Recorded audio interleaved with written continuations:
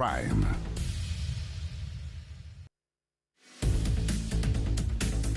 Hola, ¿cómo están? Muy buenas noches. Bienvenidas, bienvenidos a CNN Prime. Hoy una jornada muy noticiosa en que se aprueba en general el plan de reconstrucción. Ahora viene la discusión en particular. Vamos a tener en otra de las materias que también es relevante y que lleva adelante el gobierno y que ha tenido noticia al exministro de Educación, Nicolás Cataldo, quien por primera vez se va a referir a varias de las iniciativas que están en curso y también este fallo del Tribunal Constitucional respecto del proyecto Escuelas Protegidas. Comenzamos de inmediato esta jornada muy noticiosa con estos titulares. Con 26 votos a favor, 23 en contra y una abstención, el Senado aprobó la idea de legislar el Plan de Reconstrucción Nacional del Gobierno. Ahora, con esto, la propuesta volverá a la Comisión de Hacienda del Senado para su votación en particular. Prisión preventiva para los adultos e internación provisoria para los menores de edad decretó el Juzgado de Garantía de San Bernardo para los 4 imputados por la encerrona y homicidio de un niño de 12 años. La defensa de uno de los sospechosos indicó que no hay testimonios que permitan situar al detenido en el lugar del crimen. 2 terremotos de magnitud 7,2 y 7,5 afectaron gran parte de Venezuela, según el Servicio Geológico de los Estados Unidos. El primer movimiento telúrico se registró 28 kilómetros al noroeste de Montalbán, en la región central del país. Y en el deporte, Brasil se impone a esta hora ante Escocia en el duelo más interesante de esta jornada en la Copa del Mundo, partido marcado por el debut de Neymar en este torneo. Con este triunfo, la escuadra verde-amarela queda líder del Grupo C en la cita mundialista. Esto y más, porque aquí comienza CNN Prime.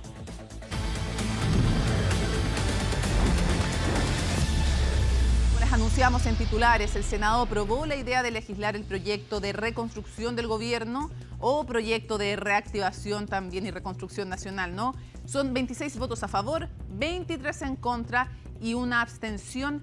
Nicolás Donoso nos cuenta más desde el Congreso Nacional. Nicolás, hay tanta noticia además porque todo esto en el contexto de la acusación también, parte de la cual se votó y que van a tener que seguir estudiando la próxima semana, ¿no? Pero en todo este ajetreado día en el Congreso Nacional, tú nos cuentas lo que ha ocurrido con este proyecto tan emblemático, ¿no?, para este gobierno.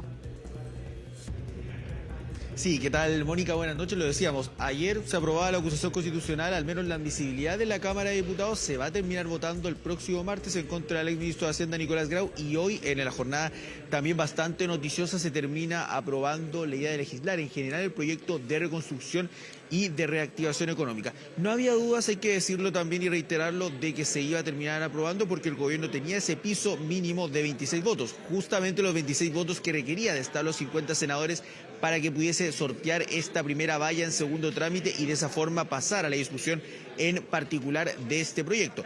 Pero donde sí habían algunas aprensiones y respecto a algunos votos de senadores, por ejemplo, qué iba a suceder con el senador independiente PPD, Pedro Araya, su correligionario también lo propio con el senador Celis, o qué iba a terminar pasando con Karim Bianchi. Bueno, finalmente en la foto del momento aparecen los 26 votos solamente de sectores del oficialismo, incluyendo ahí a Matías Walker, a Miguel Ángel Calisto, la abstención del senador PPD Pedro Araya, quien a contrapelo de lo que en algún momento se había allanado a aprobar la idea de legislar, se dice que prevaleció la postura de los 4 senadores PPD, Loreto Carvajal, Jimena Órdenes y el propio Ricardo Celis, que no obtuvieron la necesidad de terminar aprobando la idea de legislar en base a que dicen el gobierno no ha dialogado con ellos, si bien han habido reuniones, han sido infructuosas, no se ha allanado el gobierno tampoco a modificar la idea estructural de esta iniciativa, que es la rebaja del impuesto corporativo del 27 al 23%, pero con compensaciones, eventualmente la modificación de la invariabilidad tributaria que sea de 25 a 20 años pueda bajar.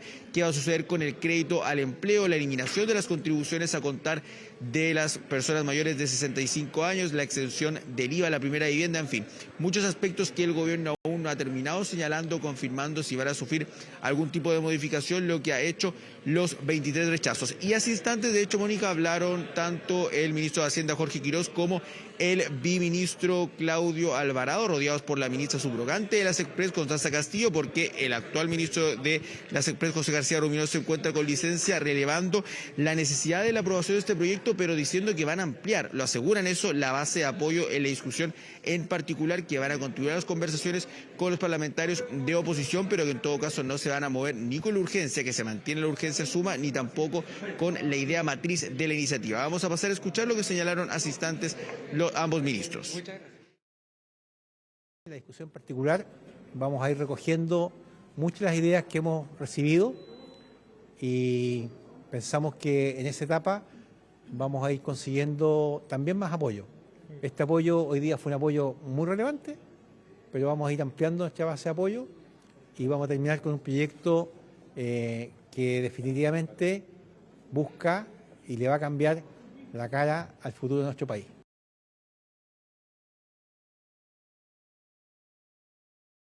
Entiendo que a veces, en una votación en general, hay que marcar ciertos puntos.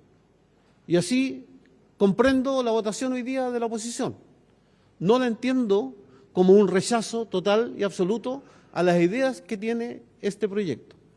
Y por eso, esos aportes que nos han hecho llegar, tengo la certeza de que en la comisión van a ser trabajadas, van a ser depuradas, van a ser mejoradas y vamos a tener, tal como lo dijo el ministro Quirós, una iniciativa con mucho más apoyo que el que tenemos hoy día.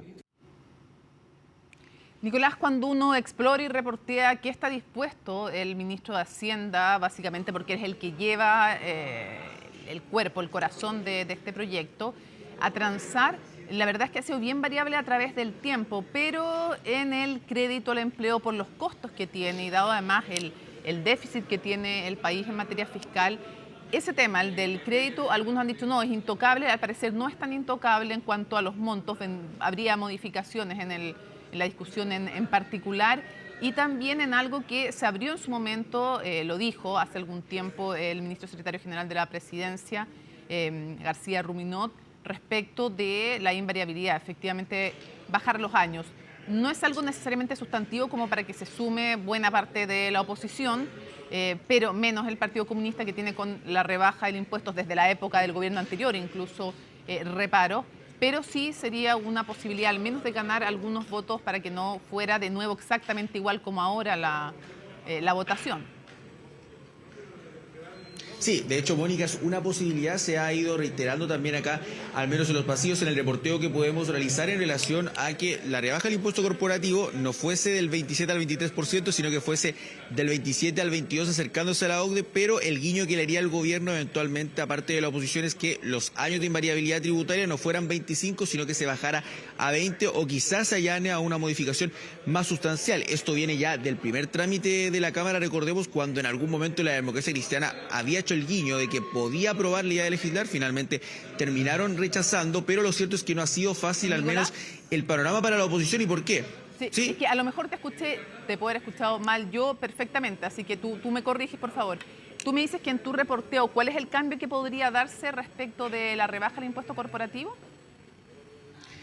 Sí, podría ser rebaja ya no del 27 al 23, sino que inclusive mayor del 27 al 22, pero con el guiño que le haría el gobierno, en el sentido de que la invariabilidad tributaria allí sí bajara de los 25 a 20 años. Todo para que la oposición al menos se allanara a que esa invariabilidad tenga compensaciones eventualmente, la rebaja del impuesto de primera categoría, pero haciendo esa modificación. Ahora, ahí también, bueno, es que las conversaciones son hartas y obviamente uno no puede dar nada por zanjado ni cerrado, pero cuando uno conversa con los senadores de oposición te dicen que, o sea, si quieren rebajar todavía más los impuestos corporativos, no va a haber espacio alguno de acuerdo, a menos que se compensara con el alza de otros tributos, lo cual no es una opción para el gobierno. Por lo tanto, difícil, porque en el fondo no les alcanza como compensación el tema de los años de la invariabilidad, no les parece algo significativo, sobre todo sin subir el monto de los proyectos que pueden postular a esta invariabilidad tributaria.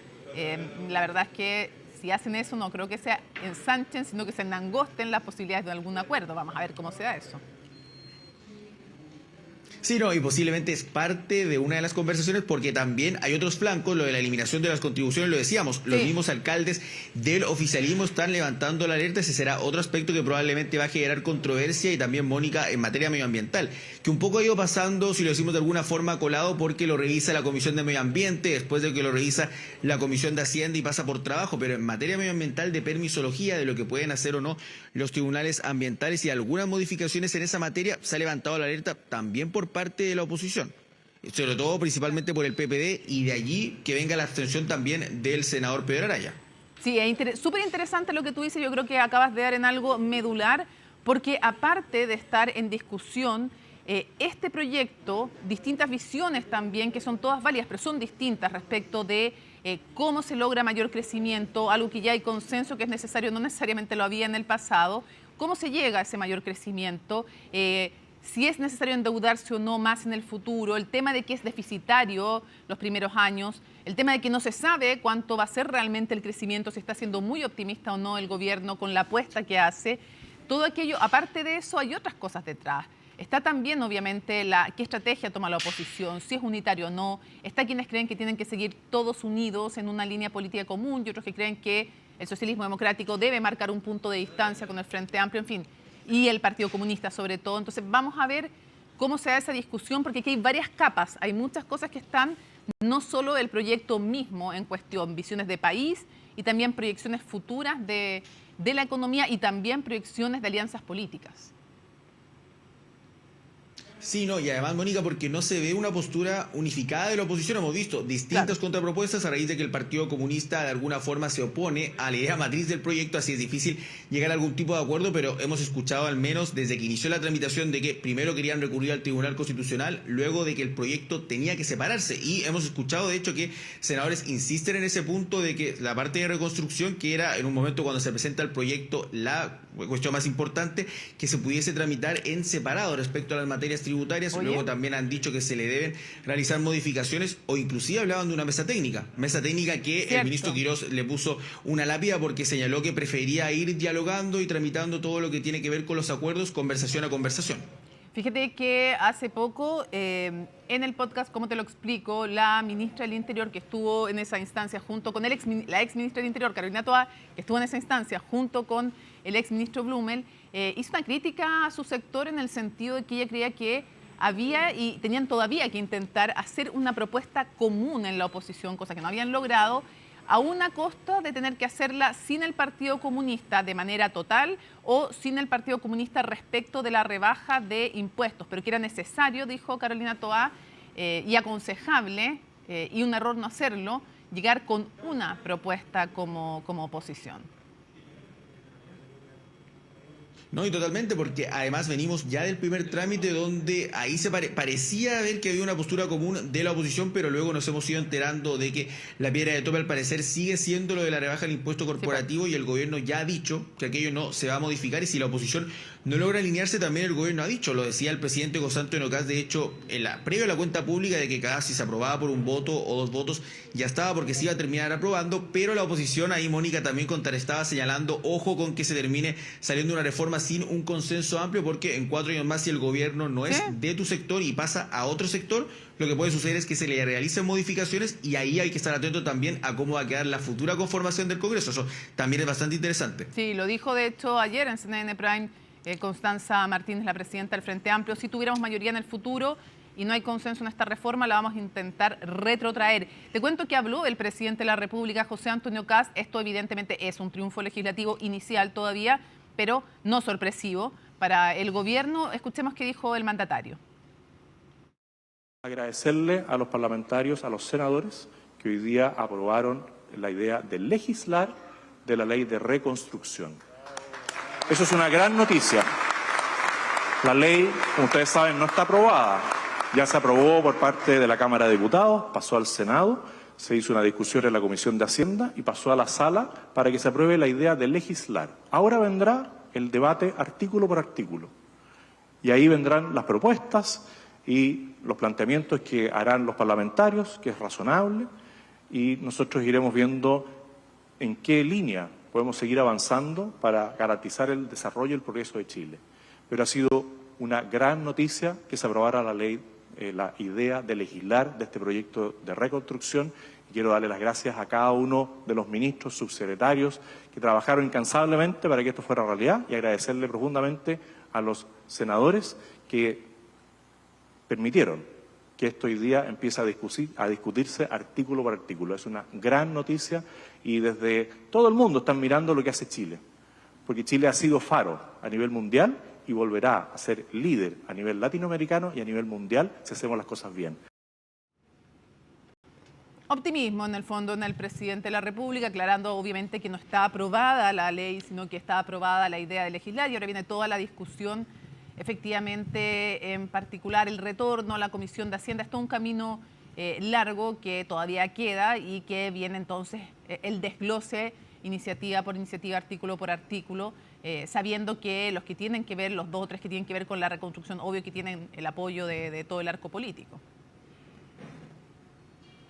Sí, no, y obviamente por eso hablábamos siempre del número mágico, que era el piso mínimo de 26 votos. El gobierno no se movió de allí, pero tampoco lo necesitó, al menos para la votación en general. Pero vamos a pasar también a escuchar, Mónica, lo que señalaban en intervenciones a lo largo de la sesión en sala, que era de alguna forma, hay que decirlo, una réplica de lo que se iba señalando en los últimos 2 meses por parte tanto de la senadora de la Democracia Cristiana, Yanda Proboste, además jefa del comité que integra no solamente la Democracia Cristiana, sino que también el propio Partido Comunista, el Frente Amplio y la Federación Regionalista Verde Social, y el senador del Partido Socialista, Fidel Espinosa, en relación a que el gobierno, dicen ellos, ha desoído los llamados, no han habido conversaciones más allá de algunas reuniones que efectivamente se han ido llevando a cabo en la última semana, pero sobre todo los que les termina golpeando es que el gobierno aún no acoge alguna propuesta sustancial a los cambios, esto a puertas de la discusión en particular que se va a dar en la Comisión de Hacienda, donde además hay que decirlo, la izquierda cuenta con 2 senadoras, la senadora Paulina Bodanovich, Daniela Chicardini, ambas del Partido Socialista, pero sigue siendo minoría. Hay una mayoría de 3-2 replicando un poco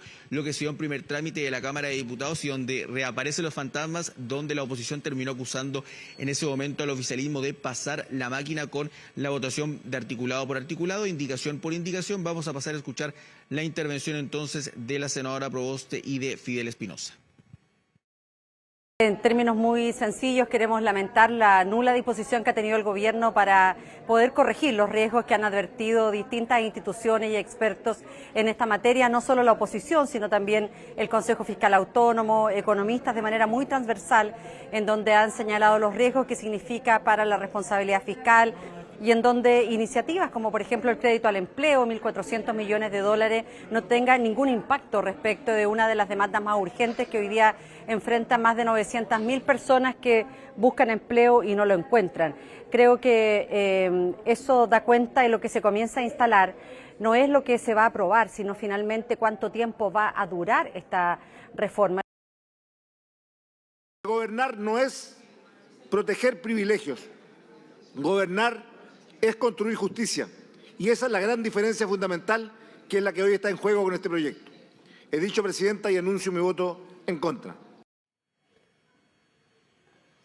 Hay 2 posturas también, Mónica, al menos durante la jornada que fuimos viendo en el oficialismo en cuanto al mensaje comunicacionalmente. Por ejemplo, en palabras de la senadora de Renovación Nacional, jefa además de bancada de dicha colectividad, María José Gatica, desdramatizaba que se terminara aprobando el proyecto como sucedió con lo mínimo, con esos 26 votos justos, y que, dice ella, la discusión en particular será otra cosa. Ahí hay mayor optimismo de poder lograr o encauzar un mayor acuerdo, básicamente porque el Senado siempre ha sido el espacio para los acuerdos, pero también porque sabemos que se suelen realizar modificaciones ya propias al momento de que se tramita en la Comisión de Hacienda. Y por otro lado, lo que señala también el senador del Partido Republicano, Rodolfo Carter, quien termina apuntando en palabras simples lo que decía también el presidente de dicha colectividad, Arturo Esquella, en razón de que no se termina entendiendo que parte de la oposición, o gran parte, lo podemos decir básicamente, termine oponiéndose a solamente el proyecto en general en este segundo trámite, pero que luego se abran a analizar modificaciones en la discusión en particular. Pasamos a escuchar los dichos de la senadora Gatica y del senador Carter. Para reactivar la economía necesitamos cambiar la receta, porque sin crecimiento no hay más empleo y sin empleo no hay dignidad posible para las familias de nuestro país. Por eso valoro que el gobierno del presidente Kast desde un inicio está impulsando medidas reales para impulsar el crecimiento económico, porque Chile no puede seguir castigando al que emprende, al que invierte y al que da trabajo. Necesitamos volver a apoyar a las pymes, destrabar proyectos y generar mejores condiciones para que contratar sea posible. Esperamos que la segunda parte de esta discusión, en la discusión en particular, tal vez la discreción de la conversación, de la norma individual, ese sentido común, ese amor por Chile, que todos tenemos, gobierne más allá del discurso cortoplacista. También un llamado de atención al gobierno. Toda victoria siempre es pasajera. Que nadie se maree. Esta historia recién se empieza a construir y corresponde que el ministro y el presidente de la República escuchen con mucha atención, con ese mismo amor por Chile que le pedimos a la izquierda democrática, las cosas que haya que corregir. Se mantiene entonces, Mónica, sí, la suburgencia y un plazo para presentar indicaciones que se abre tentativamente hasta el próximo 6 de julio. La próxima semana es distrital y regional. Solamente el Congreso va a sesionar el Senado por la acusación constitucional en contra del exministro de Hacienda, Nicolás Grau. Entonces ya al retorno, en el mes de julio, se va a retomar con la discusión en particular en la Comisión de Hacienda y a partir de allí, luego de que salga, Comisión de Trabajo y de Medio Ambiente para este triunfo quizá el más relevante que ha obtenido el gobierno, tanto como cuando salió de la Cámara de Diputados como ahora en la aprobación en general, pero comienza la dificultad, la tortuosa tramitación para muchos que se va a venir en la discusión en particular. Muchísimas gracias por tu completo informe, siempre y al pie del cañón con todo lo que ocurre en el Congreso Nacional. Que estés muy bien. Buenas noches. Gracias, Nicolás. Buenas noches, Mónica.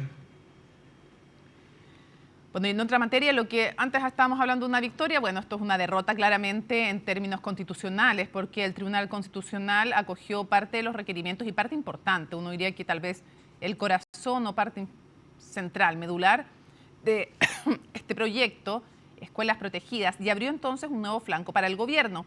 El pronunciamiento dejó fuera normas claves de la iniciativa, como prohibir que llegaran carabineros para revisar mochila o que no se pudiera ocupar vestimenta alusiva, no sé, a drogas o violencia, y también otras que tienen que ver con no poder quitarle la gratuidad a quienes participaban en hechos graves de violencia.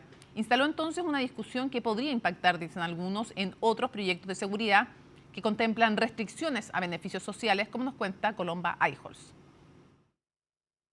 Nosotros estamos tranquilos, hemos estudiado bien las disposiciones que contiene este proyecto o esta ley. La frase volvió a tomar fuerza tras el pronunciamiento del Tribunal Constitucional, porque pese a que el gobierno defendía el proyecto de escuelas protegidas, el TC terminó declarando inconstitucionales algunas de sus normas más controvertidas: la restricción para acceder a la gratuidad, la revisión policial de pertenencias sin orden de un fiscal y parte de las reglas sobre vestimentas y admisión escolar. Todavía no tenemos acceso a el fundamento, que tendría que estar dentro de los próximos días o las próximas semanas, y teniendo a la mano, digamos, los fundamentos, vamos a ver cuáles son los argumentos y por lo tanto qué espacios tenemos de subsanar ciertas cosas o quizás buscar avanzar de otra forma. Queda vigente en el proyecto la revisión de las mochilas por autoridades del colegio.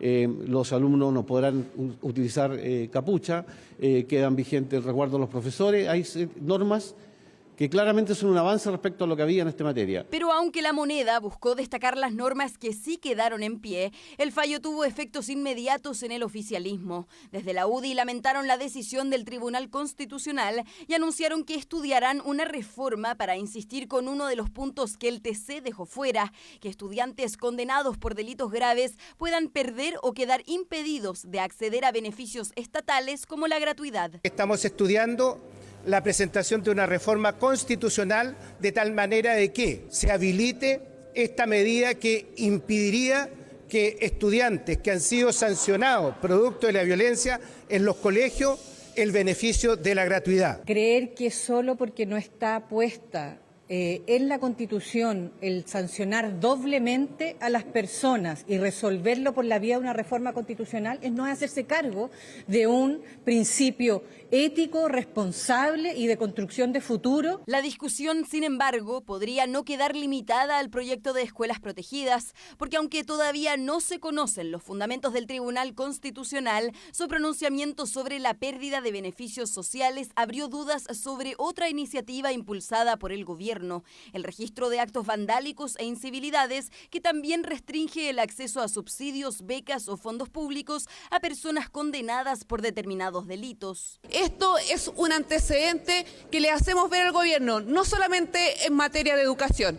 Piénsela 2 veces cuando estemos discutiendo el Registro Nacional de Vándalos, porque van a declararle inconstitucional la pérdida de la PGU y la pérdida de la gratuidad. Es algo que vamos a tener que revisar, espacios en el fondo para hacerse cargo de lo que el tribunal ha objetado y nos hagamos cargo, digamos, en otros proyectos de ley, de una manera que recoja la mirada de ellos, por supuesto que tenemos. Así, el fallo del Tribunal Constitucional no solo dejó fuera una de las normas más controvertidas de escuelas protegidas, también obligó al Ejecutivo a revisar cómo insistirá en este y en otros proyectos con la idea de restringir beneficios sociales a personas condenadas. Una discusión que ahora se trasladará al registro de actos vandálicos e incivilidades, mientras La Moneda espera los fundamentos de la decisión que tomó el TC.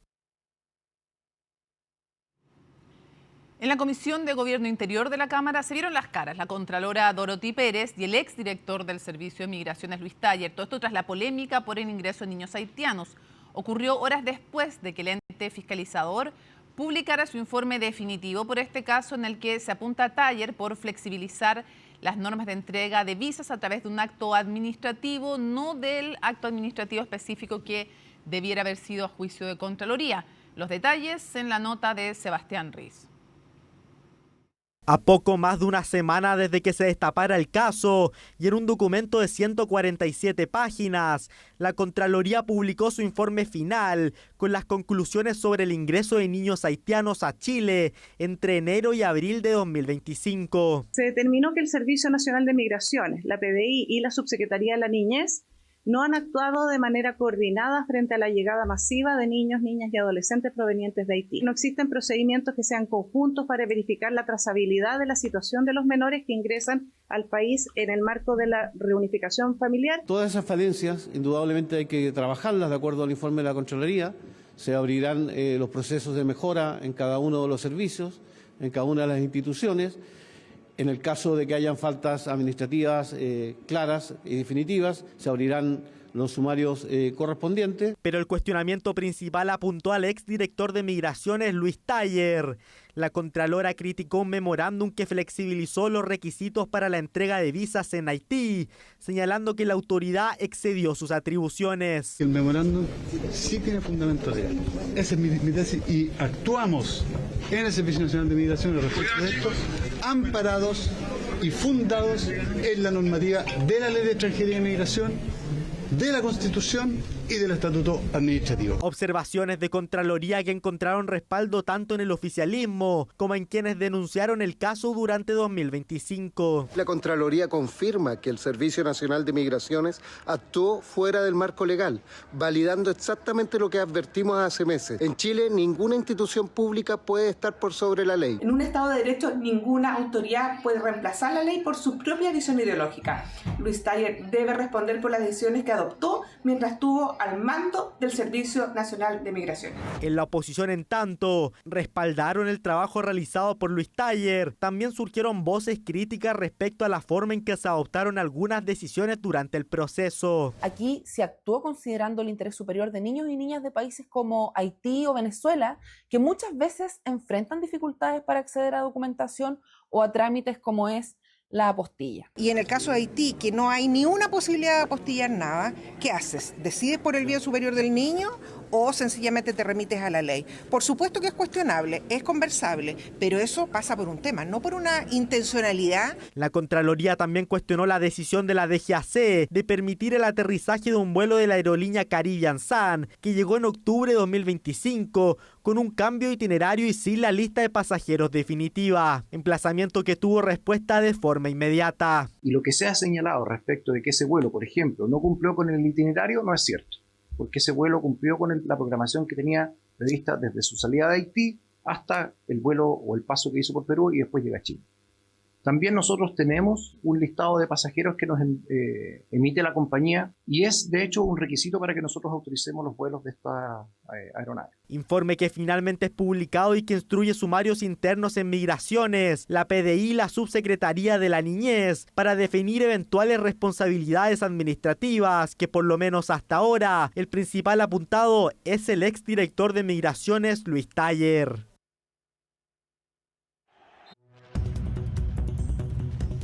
Nos acompaña el exministro de Educación, Nicolás Cataldo. Muchísimas gracias por estar con nosotros en CNN Prime. Gracias por la invitación. Hay hartos temas en la agenda. Lo primero que quisiera preguntar es su opinión general, porque se ha aprobado, obviamente, que sin los votos del Partido Comunista ni tampoco de la oposición. En eso ha habido... En general, sí. Sí, en general la idea de legislar este proyecto de reconstrucción y reactivación nacional. O sea, yo creo que es una mala idea que se haya aprobado, una mala noticia, digamos, por varias razones, pero principalmente porque es un proyecto que de reconstrucción tiene muy poco. En realidad es una reforma tributaria brutal, muy compleja, una reforma tributaria que viene a disminuir la tributación a los más ricos, que va a generar un déficit fiscal mayor al que tenemos, lo que va a impactar necesariamente en beneficios sociales, y eso la gente en su casa tiene que tenerlo muy claro, lo que significa que van a pagar la cuenta los más pobres. Eso es una mala noticia, por donde uno lo mire. Ahora, el gobierno al cual usted perteneció y del cual fue ministro de Educación planteaba disminuir también del 27, bueno, hubo varias propuestas, pero planteaba disminuir los impuestos a las empresas. Yo sé que me va a decir compensando. Ese es un gran punto. Sí, claro, pero como concepto siquiera, ni antes ni ahora su partido estuvo de acuerdo con algo que sí estaba en su momento de acuerdo no, porque, el entonces gobierno. Por una razón bien sencilla, porque la evidencia que hay en el mundo de que bajar impuestos genere necesariamente o como condición sine qua non reactivación económica o crecimiento. O sea, crecimiento sí, otra cosa es si hay déficit o no. Efectivamente. Pero crecimiento sí. No, de hecho sí, lo que sí. se ha generado en otros países justamente son expectativas de crecimiento superiores a los crecimientos reales que se han generado, profundizando incluso aún más los déficits de recaudación fiscal ¿Cuánto se crece producto de la baja de impuestos? Es un tema. ¿Cuánto se deja recaudar? Es otro tema. ¿De qué se crece más? Se crece. Pero no son temas que estén disociados. No, yo no estoy diciendo, solamente estoy diciendo que se bajan los impuestos y se crece más. Ahora, si eso es conveniente o no, es una discusión, me imagino, abierta. Sí, pero evidentemente cuando el país no tiene otras fuentes de ingreso, no es una discusión, a ver, ¿cómo decirlo? No es tan... es muy evidente en realidad cuáles son los efectos de esa política. Y lo evidente es que Chile no tendría cómo seguir sosteniendo políticas públicas que tienen costo. Toda política pública tiene un costo, sobre todo aquellas que tienen como focalización temas sociales. Y evidentemente eso implica ir pensando entonces qué es lo que se va a dejar de hacer o otras fuentes de ingreso. ¿Usted no le cree entonces al gobierno cuando dice que no se van a tocar derechos sociales producto de esta mega reforma? O sea, si no hay mecanismos de compensación a la menor recaudación que el Estado va a tener producto de esta rebaja tributaria, evidentemente, o sea, no veo de dónde se puedan obtener esos recursos.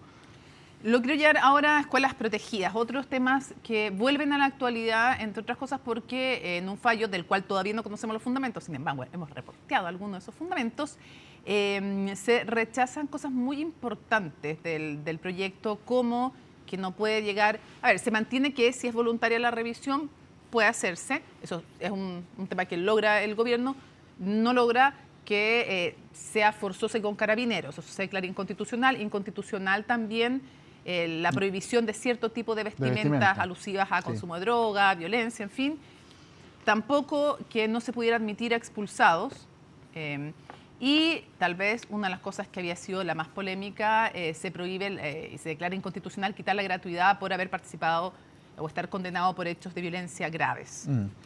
Bueno, varios de esos temas fueron discutidos en la tramitación, en la muy corta, breve tramitación que tuvo este proyecto. Abogados, expertos señalaron los riesgos constitucionales que esto tenía, incluso señalando que podría ser considerado atentatorio contra el principio de la cosa juzgada, ¿no? El non bis in idem, en el caso, por ejemplo, de la gratuidad, al tener doble sanción.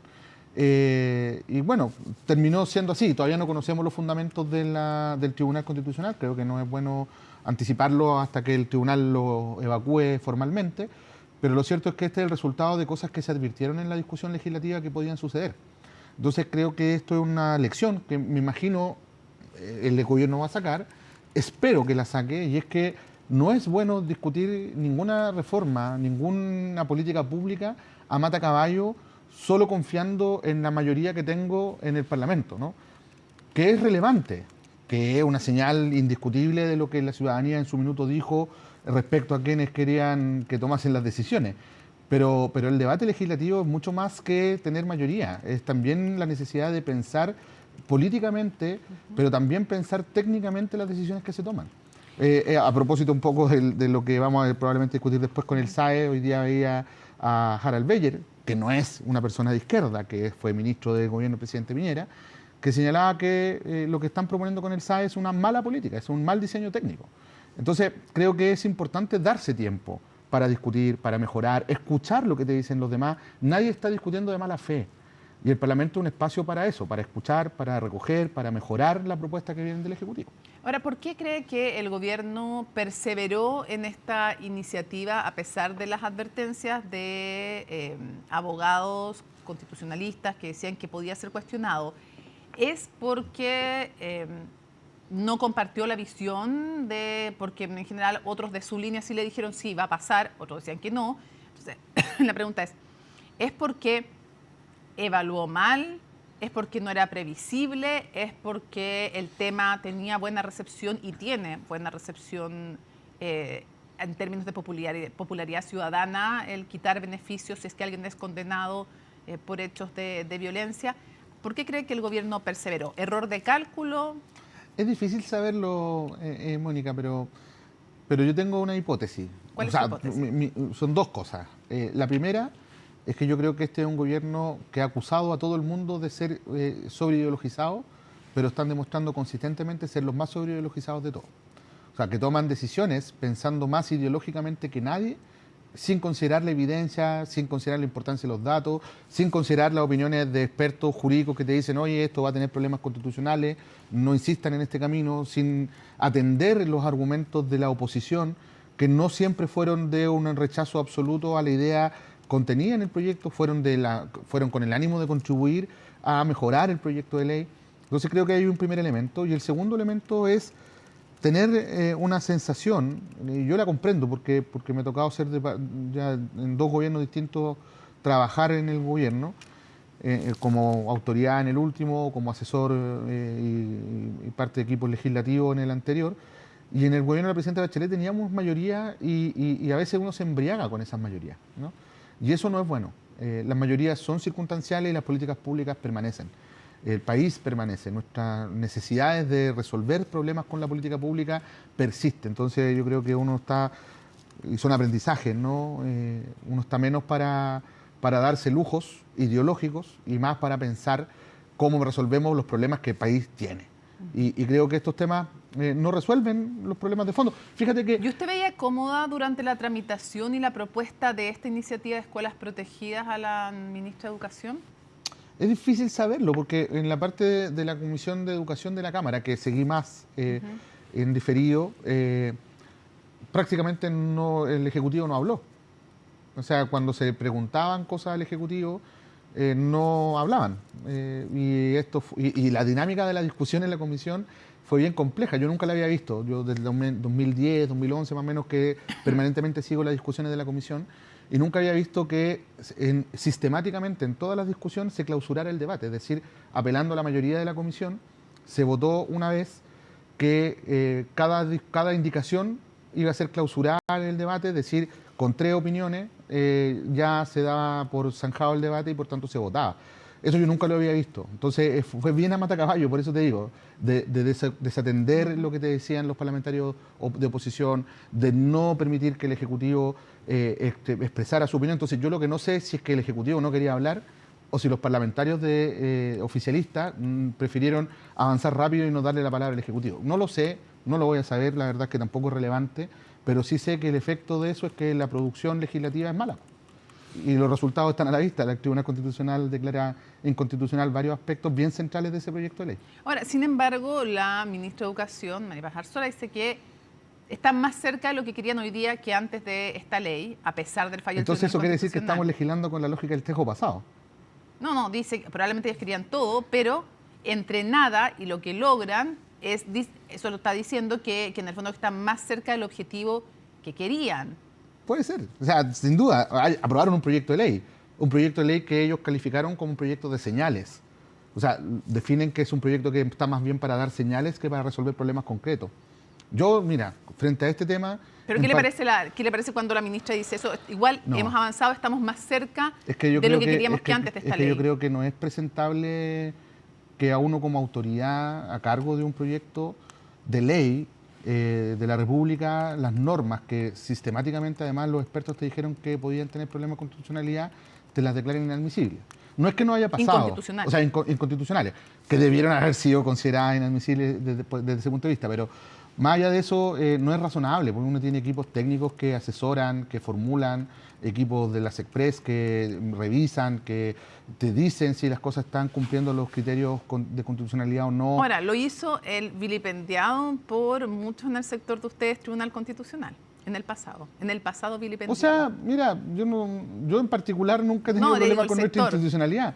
Sí, pero mira... Digamos que la tercera Cámara lo querían eliminar incluso, mira, en el proyecto constitucional. A mí, la verdad es que creo que tener una entidad que te revise, no para deliberar, sino para justamente precisar cuán alineados estamos con respecto a nuestra Carta Magna y los principios fundamentales de nuestro ordenamiento democrático constitucional, me parece que no es algo que sea irrelevante. Y yo la verdad es que más allá de lo que diga o no el Tribunal Constitucional, tengo la firme convicción de que habían aspectos en este proyecto de ley que podían tener características inconstitucionales, así lo hicimos ver, así se hizo ver por parte de los parlamentarios de oposición, no fue considerado y así lo estableció el Tribunal Constitucional. Ahora veamos el sistema de admisión escolar, se plantean ya cambios. Me gustaría que primero hiciéramos un poquito de historia. En el pasado, cuando usted era ministro de Educación, admitió que había problemas con el sistema de admisión escolar. Y de hecho... La evidencia, a veces la evidencia es más fuerte que las propias convicciones.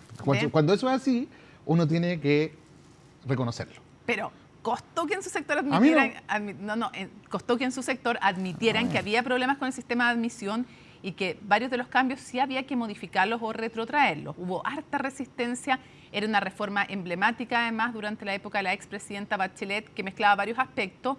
Y me gustaría primero que, a ver, situándonos en la historia, ¿costó admitir esto? Usted dice, cuando la evidencia es fuerte no queda más que asumir que... más allá de las convicciones, ¿no? Que más allá de las convicciones, porque las convicciones de ustedes era que era un buen sistema. O sea, sigo pensando que es un buen sistema. No, que era, incluso algunos decían, no había que hacer cambios al sistema de admisión. Yo no conozco, ojo, no conozco a nadie que seriamente diga o sostenga que el SAE, incluso en aquella época. Pero en fin, ya, más allá de eso, hagamos un poco de historia. Ustedes dicen ya, se llega a la convicción de que más allá en el fondo de las convicciones y de los deseos, hay que hacer modificaciones en el sistema de admisión escolar. Hicieron una comisión dentro de la cual estaba la actual ministra de Educación. Yo le pregunto, ¿podríamos hacer un breve resumen de a qué convicción y a qué conclusión llegó esa comisión? Bueno, lo primero que dijo es que el SAE no debe ser modificado en lo esencial, que como sistema funciona, cumple eficientemente su propósito. Reconoce además que muchos otros países en el mundo han transitado para allá en las últimas décadas. Más, desde 1970 en adelante se ha instalado en distintos lugares mecanismos centralizados de gestión de cupo. Esto pasa en Nueva York, en Boston, en Washington, en París, en Ámsterdam, en Finlandia, pasa en muchos lugares del mundo, lugares de alto nivel, por cierto. Y esa es una primera conclusión. O sea, lo primero es, esto no hay que suprimirlo, lo que hay que hacer es hacerle ajustes. Uno puede contar con un sistema para dirimir cuando hay sobredemanda quién puede acceder o no, y la pregunta es bajo qué criterios. Y sobre eso hace una serie de recomendaciones. Establece, por ejemplo, el permitir tener un núcleo de establecimientos educacionales que tengan más en el centro de su etos escolar, de su identidad, ser un proyecto de altas exigencias, ¿no? Y por tanto apuntalar más la idea del mérito. Y desarrollamos, de hecho, una idea de mérito que es más que lo académico. De alguna manera, en el fondo, esta comisión llegó a la convicción de no hay que destruir el sistema de admisión, sino que hay que perfeccionarlo. Y hacen muchas recomendaciones. Y dentro de las perfecciones estaba, efectivamente, la idea de aumentar, para hacerlo en simple, aumentar la selección, en el fondo, por criterios académicos, entre otras cosas. Yo sé que no es lo único, pero yo sé, pero que es una de las cosas que la gente decía, pucha, si mi hijo tiene súper buenas notas, podrá haber un proyecto académico en que pueda postular de manera diferenciada, porque se ha esforzado mucho, que era en el fondo los antiguos liceos emblemáticos que ya no son, muchos de ellos, lo que eran.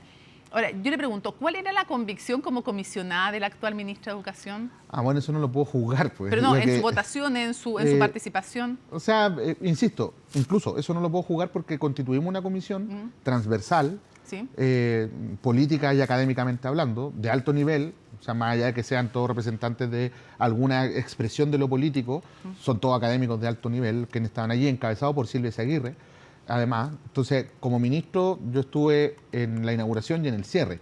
Pero no había voto de minoría, o sea, no fue María Paz Arzola durante la discusión un voto de minoría disidente de esta idea de que no había que cambiar completamente el SAE. De verdad no lo sé, lo sé porque además estos informes, generalmente esas cosas las omiten.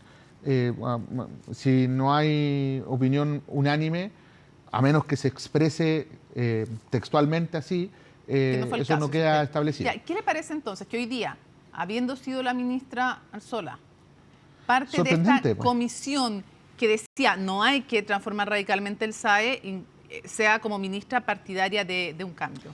¿Qué le parece? Sorprendente porque uno tiene capacidad de poder incidir en la decisión técnica como ministro. Es decir, yo fui ministro, el presidente Boric no me impuso la agenda ni los contenidos, al contrario.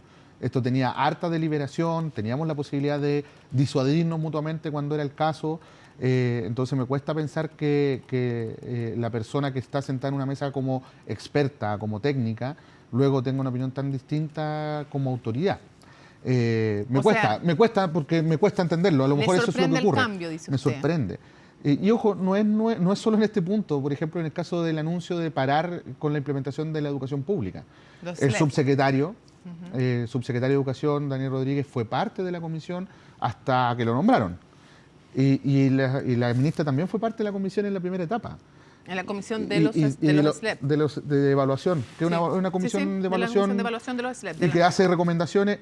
Y nuevamente, en ninguna parte, ninguno de los informes que se han formulado desde el inicio hasta ahora han señalado que hay que detener la implementación del servicio local. Ninguno de los dos, ni la ministra ni el subsecretario, como parte de la comisión que evaluaba los SLEP en el gobierno anterior, nunca plantearon detener la implementación de ellos. ¿Le sorprende también eso el cambio? Por supuesto, porque esa es una comisión técnica que tiene como propósito recomendar técnicamente decisiones de política pública. Entonces, cuando el tomador de decisión desatiende la opinión técnica, estamos en un riesgo de cometer graves errores. Están desatendiendo sus propias opiniones del pasado. Y eso es lo más complejo, que están desatendiendo, no lo sé, pues eso ya hay que preguntárselo a ellos. Ahora yo le pregunto, ¿qué es lo que más le preocupa de lo que se ha propuesto?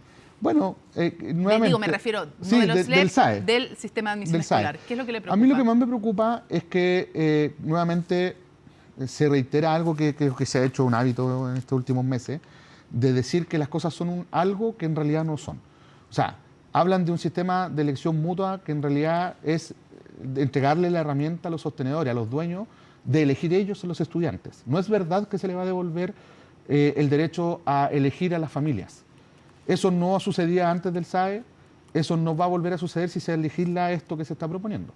El sistema de elección mutua lo que va a hacer es que va a restablecer las pruebas, va a restablecer las entrevistas a la familia, va a restablecer todos los elementos que en otra época generaron discriminación arbitraria. Y esto va a ser innecesario el SAE, porque el SAE, cuando opera el algoritmo para dirimir la distribución de cupos, es cuando hay sobredemanda. Y precisamente este sistema de elección mutua opera antes de que se eche a correr, por decirlo de alguna forma, el algoritmo, que es precisamente en aquellos lugares donde solo hay sobredemanda, no es en todo el sistema. De hecho, en la mayor parte del sistema, alrededor del 70% del sistema, no utiliza el algoritmo. O sea, usted dice que finalmente va a ser... Es una forma de matar el SAE. ¿Es la reforma del gobierno? Sí. ¿Es una forma de matar el SAE? Así es. Así es, así de drástico soy, porque además no consideran nada de las recomendaciones de la comisión de expertos. De lo que la propia ministra sugirió en el pasado. Sí, y además hay un proyecto de ley que quedó aprobado en abril de este año, que está en segundo trámite constitucional en la Cámara de Diputados. Para modificar el SAE, que fue enviado por el proyecto de ley que presentamos nosotros. Basado en la recomendación de los expertos. Y además que consideró muchos los elementos que discutimos con la entonces oposición, hoy oficialismo, que tenía mayoría en el Senado. De hecho, fue aprobado en el Senado. ¿Qué consecuencias cree que va a tener si es que se implementa la ley que propone el gobierno? Mira, yo diría que vamos a tener una situación de desorden grande en el sistema, la gente se va a desorientar al momento de optar por un mecanismo u otro, también se va a volver ineficiente el proceso, seguramente vamos a judicializar muchos procedimientos de postulación de la familia, porque el sistema de elección mutua, esto es una primera lectura que así se llama en el fondo, la propuesta que hace no opera gobierno. En paralelo al SAE, sino que opera antes del SAE. ¿Ya? Entonces, tenemos el SAE que parte alrededor de agosto, el proceso de selección de admisión escolar, acá va a partir antes de eso y va a operar solamente en aquellos establecimientos que en el año anterior hayan tenido sobredemanda. Y deja muchas cosas establecidas a mecanismos regulatorios posteriores que van a tener que hacer a través de algún reglamento. Y también deja muchas cosas en manos del propio sostenedor y que va a tener que validar certificando, diciéndole al Ministerio de Educación, lo hicimos de esta forma. Es como un acto de fe, ¿no? Y claro, hablan de entregarle confianza al sostenedor. Si uno no desconfiara, la verdad es que, claro, antes tampoco habría sido necesario entonces legislar el SAE. Lo cierto es que había discriminación. Lo cierto es que familias que querían entrar a algún proyecto educativo específico no lo podían hacer por distintas razones. Yo siempre pongo el caso personal. Mi madre quería que yo estudiara en un colegio confesional, pero a mi madre no estar casada con mi padre, no pudimos. Para mi suerte, porque yo quería estudiar en otro lugar y terminé estudiando allí donde yo quería. Pero mi familia no, mis padres, que son los que tienen el derecho a elegir, no pudieron hacerlo por eso. Entonces, ¿usted cree que las familias no van a tener más libertad para elegir? Absolutamente. ¿Y usted cree que va a haber mayor discriminación arbitraria? Por supuesto. ¿Sí? Sí, así es. Vamos a retroceder más de una década en inclusión. Vamos a retroceder más de una década si esto se en legisla, inclusión, sí. dice usted, Sí, si se sí, legisla de acuerdo a lo que quiere el gobierno. Y para ir cerrando, ¿por qué cree entonces que la ministra, que fue parte de una comisión que según usted da testimonio y según se lee en el informe, valoraba el SAE como un avance, no sin pedir cambios para ese proceso? Ese fue el objetivo, de hecho, de hacer esa comisión, hoy día plantea algo que parece estar en las antípodas y que usted dice que mataría, en el fondo, usted dice, vamos a retroceder más de una década en inclusión, y usted dice, o sea, ¿por qué cree que hay este cambio tan grande? ¿Por qué plantea este proyecto la ministra? No lo sé, pues eso es algo que en realidad tiene que responder este gobierno y seguramente tienen sus convicciones bien firmes. A eso me refería al principio cuando señalaba que es probablemente uno de los gobiernos más ideológicos que uno ha visto en las últimas décadas. ¿Cuál es la convicción que según usted sustenta este proyecto? Yo creo que la convicción es la convicción de devolverle esos niveles de autonomía, que son autonomías mal comprendidas, a un segmento de sostenedores que tienen sobredemanda, ni siquiera a todos. Es aquellos que realmente tienen la capacidad de elegir a quienes ingresa a estudiar a su escuela. O sea, cuando hablamos de entrevistas, ¿tiene realmente la misma oportunidad la hija o el hijo del zapatero del barrio que el hijo de un arquitecto, de un médico o de un abogado para entrar a estudiar el mismo establecimiento educacional? ¿Usted cree que van a volver las ¿Cuáles van a ser los parámetros? Por supuesto que van a volver las colas. Eso ya venía ocurriendo incluso con el SAE. Por eso se tuvo que hacer el anótate en la lista, que fue algo que se hizo durante el periodo del exministro Marco Ávila. Quiero cerrar con un tema completamente distinto porque nos queda un minuto solamente para cerrar un comentario sobre el partido al cual usted pertenece. Siempre cerramos con eso. Siempre cerramos con el Partido Comunista, siempre. No, quiero preguntarle por una ley específicamente que se impulsó en el gobierno del cual usted fue parte como ministro de Educación, que es la ley Naim Retamal. ¿Usted también está de acuerdo con algunos en su partido, no tienen por qué ser todos, que creen que hay que retrotraer aspectos que son importantes como la defensa privilegiada, la legítima defensa privilegiada o la tipificación de apremios ilegítimos? ¿Y por qué le pregunto especialmente por esta ley? Porque ha generado una controversia especial al interior de la oposición. Sí, lo sé, y obviamente la posición de mi partido yo la tengo también. Yo creo que es complejo entregar tanta discrecionalidad en el uso de herramientas como por ejemplo el uso de armas de fuego, armas letales, sin tener límites o controles. ¿Eso quiere decir que no sea necesario tener un poco más de autonomía? Yo creo que sí, pero sin control, de todas maneras, no. ¿Usted comparte la posición de su partido respecto de la ley Naim Retamal? Ahora, ojo, ahora en el plano de lo político, ¿sí? Yo creo que no está resultando una buena idea abrir debates en el contexto actual de este gobierno. Pero usted lo dice por el contexto actual, pero como principio usted sí comparte. Entonces, cuando usted era ministro del anterior gobierno... Es que no me correspondió a mí dar esa discusión. Yo lo sé, pero me refiero a que usted era ministro del anterior gobierno, pero en su fuero interno usted no estaba de acuerdo con esta ley que impulsaba esa administración. Mira, varias cosas. Era como soy disciplinado... No, es que no es tan así. ¿Por qué? Primero, yo sí creo que es necesario entregar herramientas a las policías para actuar. Creo que entregarle total autonomía, sin controles y sin límite, es complejo, incluso puede ser perjudicial para ellos mismos. Esto estuvo en la discusión de mi partido. Yo recuerdo haber tenido este debate al interior del partido, pensando incluso en los riesgos que suponen para los propios carabineros el tener tanta libertad, ¿no? Eso por un lado. Dos, naturalmente como ministro de Educación yo no estaba presente en este debate y de verdad que estaba... Pero pensaba lo mismo estaba que muy en lo mío, digamos, en mi espacio que era el de educación, como para estar atendiendo además otras discusiones así de complejas. Pero sí me parece que es importante también establecer los matices necesarios cuando uno legisla. Por ejemplo, a propósito del SAE, y no estoy eludiendo la discusión sobre la ley Naim Retamal, nosotros presentamos un proyecto y terminamos con otro proyecto. Entonces uno cuando legisla con ideas que las pone sobre la mesa y esas ideas van cambiando conforme se van dando la discusión. Okay. Porque uno escucha expertos, porque las mayorías te imponen una realidad que no es necesariamente la que uno quiere. Y eso también pasa en el debate de seguridad. Y pasó en el debate de seguridad. Fueron muchas leyes y eso implicó necesariamente flexibilizar posiciones. Esa es la tarea de un gobierno. Y la tarea de los partidos es defender posiciones también que son políticas o ideológicas. Y eso es la tarea de los partidos. Nicolás Cataldo, muchísimas gracias por habernos acompañado en CNN Prime. Que tenga muy buenas noches. Igual tú, que estés bien. Seguimos avanzando y les contamos que los 4 imputados por el asesinato horroroso, alevoso de un niño de 12 años en San Bernardo quedaron privados de libertad. El juzgado de garantía de esa comuna decretó la prisión preventiva para los adultos e internación provisoria para los menores de edad que presuntamente participaron en el hecho. El tribunal dispuso además de 120 días para la investigación. Existen registros de video grabados que indican que efectivamente todos los imputados eran capaces al momento de los hechos de visualizar la situación en la que se encontraba nuestra víctima de 12 años.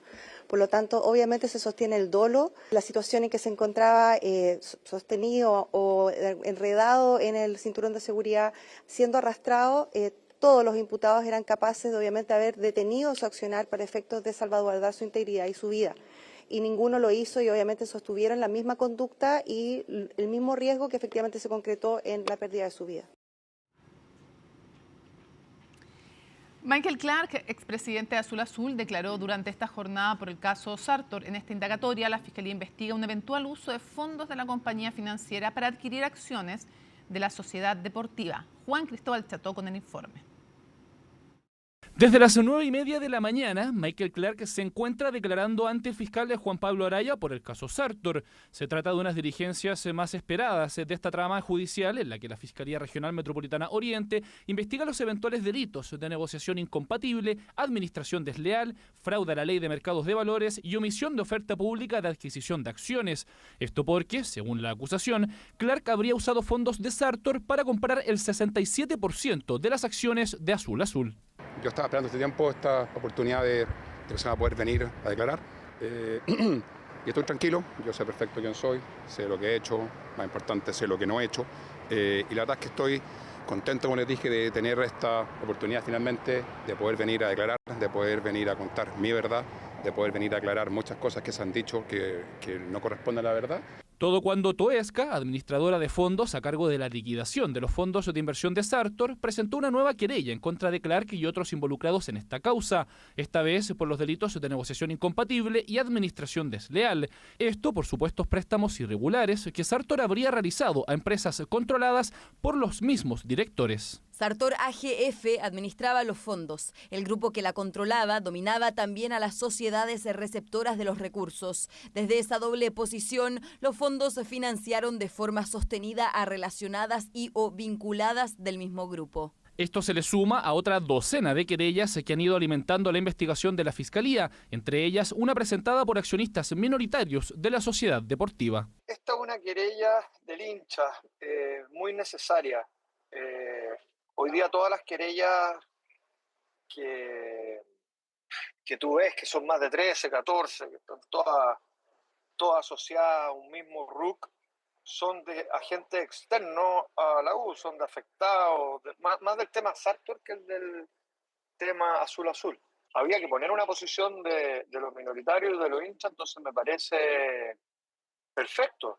Nosotros sabíamos, había un grupo de personas que sabíamos lo que estaba ocurriendo, no teníamos algunos detalles y no teníamos documentación que pudiese acreditar quiénes estaban detrás de la propiedad de las acciones de los accionistas actuales mayoritarios de Azul Azul, pero también lo veo con alegría y con esperanza de que a través de las acciones judiciales que se han ejercido se va a llegar a la verdad y eventualmente aquellas personas que hayan cometido ilícitos obtengan los castigos y las penas que establece la ley. La declaración de Clark marca un hito importante en esta causa que, según los querellantes, complica al expresidente de Azul Azul y sus ex socios de Sartor AGF.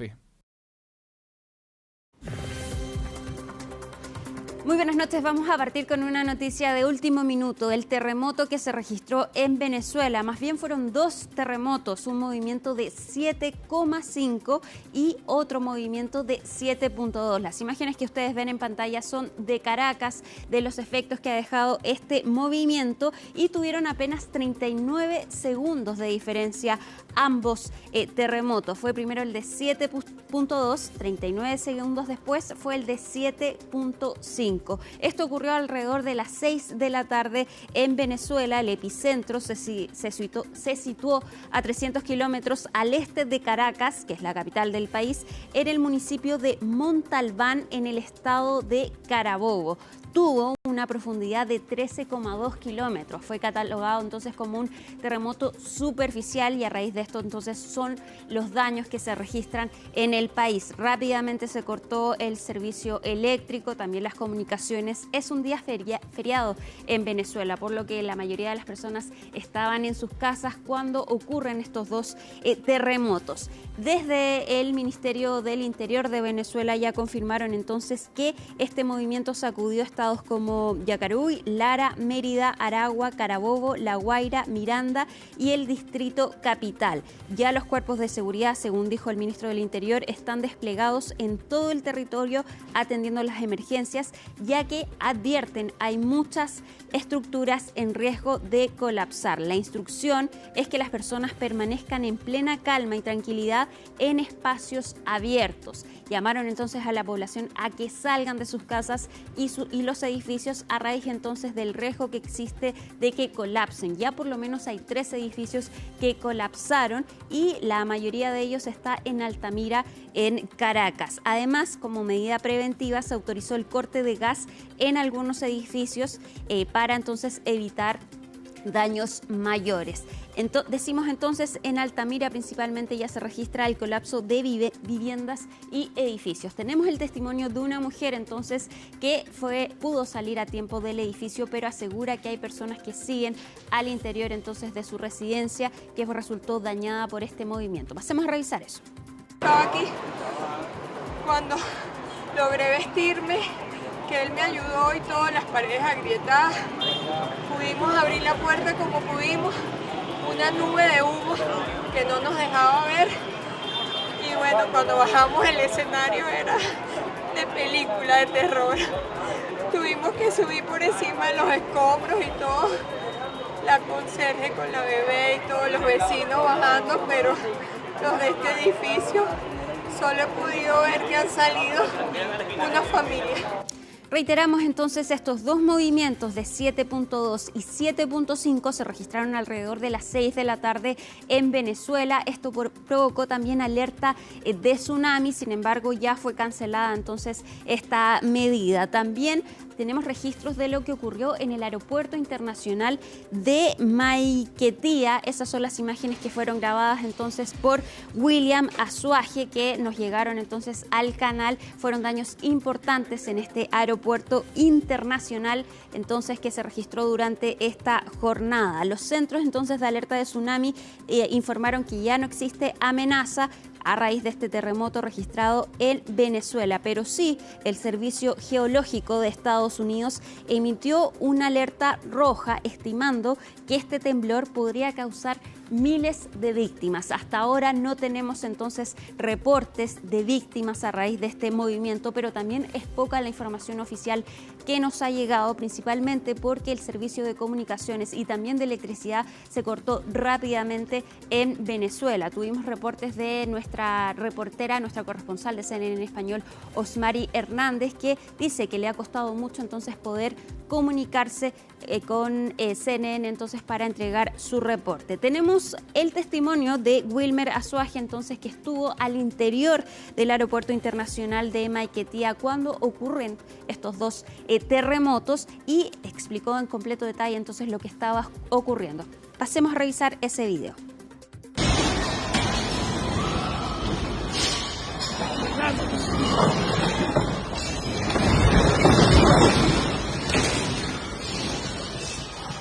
Está temblando. Está temblando. Observen cómo quedó el aeropuerto de Maiquetía estando nosotros acá adentro. Miren, miren el desastre que hay.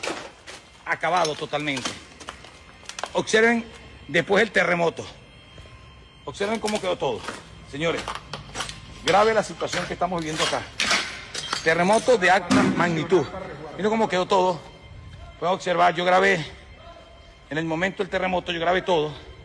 Ayudamos a sacar a la gente también. Miren cómo está el techo. Todo quedó destrozado. Todo quedó acabado, mire. Aeropuerto de Maiquetía. Es bueno que llamen las autoridades para resguardar muchas cosas acá, mira. Mira este desastre. Este es Maiquetía. En las ascensores, ¿dónde están? Observen. Aquí estamos todos. Así que vamos a transmitir desde este momento. Bueno, graves daños entonces se registraron en este aeropuerto internacional a raíz de estos dos movimientos, terremotos, hay que decirlo así, 7,5 y 7.2. En minutos, dicen desde el gobierno de Venezuela, se va a dirigir a la ciudadanía la presidenta encargada, Delcy Rodríguez, va a ser una cadena nacional. Pero por lo pronto ya el ministro del Interior, Diosdado Cabello, entonces informó que este movimiento se sintió en distintas localidades, en Lara, en Mérida, en Aragua, en Carabobo, La Guaira, Miranda y en el distrito capital. También confirmó que los cuerpos de seguridad están desplegados en todo el territorio atendiendo a esta emergencia, ya que hay muchas estructuras en riesgo de colapsar. Por lo menos en una zona en particular ya se registran 15 edificios destruidos. La instrucción para los venezolanos desde el Ministerio del Interior es que permanezcan al exterior en espacios abiertos para evitar exponerse entonces ante el riesgo de derrumbe de estas infraestructuras. También se autorizó el corte del gas directo en algunos edificios entonces como medida de precaución.